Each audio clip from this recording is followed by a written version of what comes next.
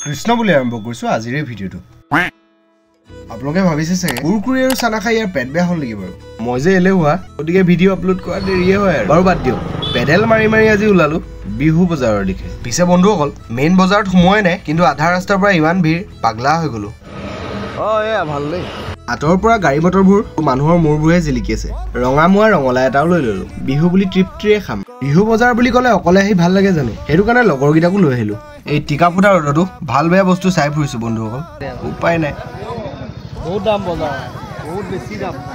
লাগিবলৈ ভয় লাগিছে মায়ে ঘৰতে কৈ পঠিয়াইছিলে চিৰামুৰি পাহৰি আহিলে পিঠি ফালিম গতিকে লৈ লৈছো আৰু চিৰামুৰি লোৱা হ'ল মাছো ল'বলৈ কৈছিলে কিন্তু ৰূপটো ভাল দেখা নাই গতিকে নলওঁ বিহু বজাৰলৈ আহি যদি তুমি বৰফেটা নাই খোৱা তেন্তে কি খালাহে